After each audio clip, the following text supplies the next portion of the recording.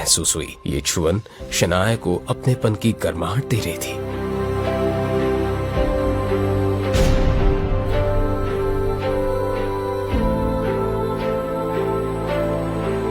आहान को इस सब में कितना खुद सुनना पड़ रहा है, मगर मैं ना अपनी सपोर्ट में ना उनके सपोर्ट में कुछ कह पा रही हूँ।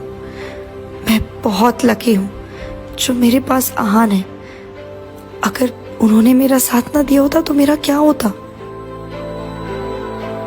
फाइनली मेरे पास ऐसा कोई है जिस पर मैं डिपेंड कर सकती हूँ।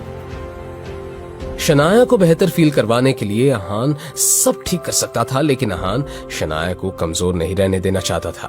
इसलिए आहान ने कुछ नहीं कहा। शनाया, क्या शौर्य सच कह रहा है?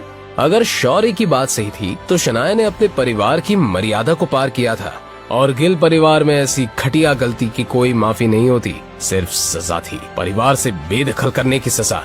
अब शनाया हार गई थी और सुबकते हुए रोने लगी। अब तो मैं ये भी साबित नहीं करना चाहती कि मेरी कोई गलती नहीं है। वैसे भी मेरे कुछ कहने ना कहने से कोई फर्क नहीं पड़ने वाला।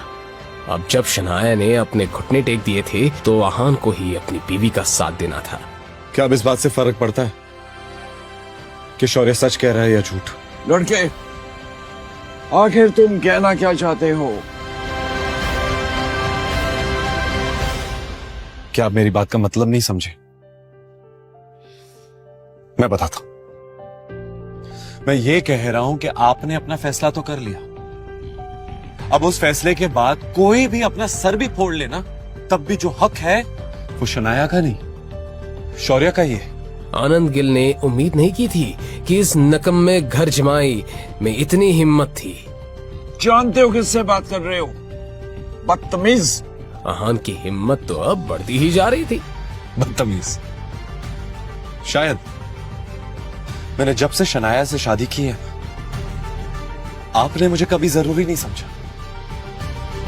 हमेशा मेरी बेइज्जती की, क्योंकि मैं आपकी हैसियत का नहीं हूं। और इसी वजह से आपने मेरे पापा शेखर गिल, आपके अपने बेटे, उनको इस बात की इनडायरेक्ट सजा दी है, उनके काम में बाधाएं डाली है, उन पर प्रेशर डालने की कोशिश की, ताकि वो मुझे अपने घर से और शनाया की जिंदगी से हमेशा हमेशा के लिए बाहर कर दे। क्या हुआ? क्या मैं झूठ कह रहा हूं?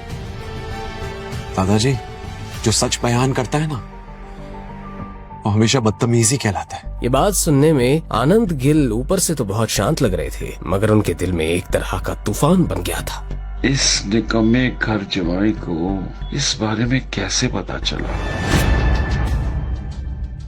मैं सब कुछ जानता हूं। रोजे इस बात से कोई एतराज नहीं है। मुझे बस प्रॉब्लम इस बात से है कि इस सब में शनाया को इन्वॉल्व किया जा रहा है, उस पर ज्यादती हो रही है। शनाया मेरी पोती है और वो मेरी बीवी है।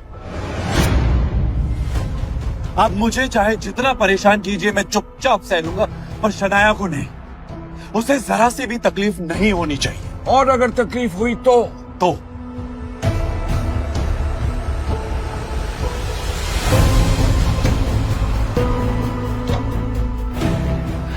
इसकी कीमत पूरे गिल परिवार को चुकानी पड़ेगी।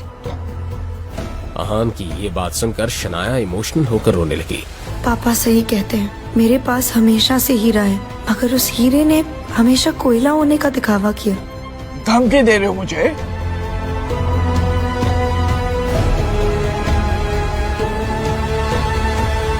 अगर आप उसे धमकी समझ रहे हैं तो धमकी सही। आज मैं आपको आखिरी बार दादाजी कहकर बुला रहा हूं। आगे से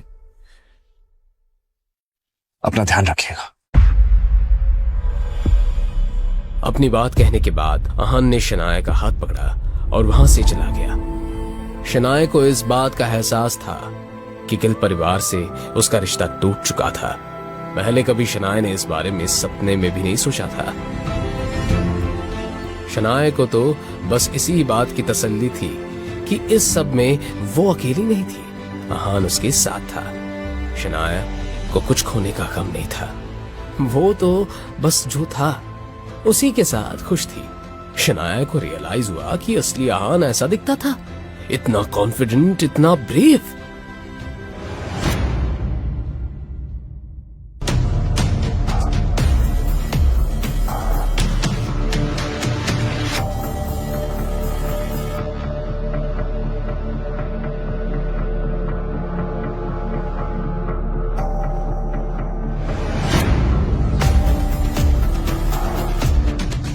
आहान, तुम हर बार बर्बाद क्यों कर देते हो?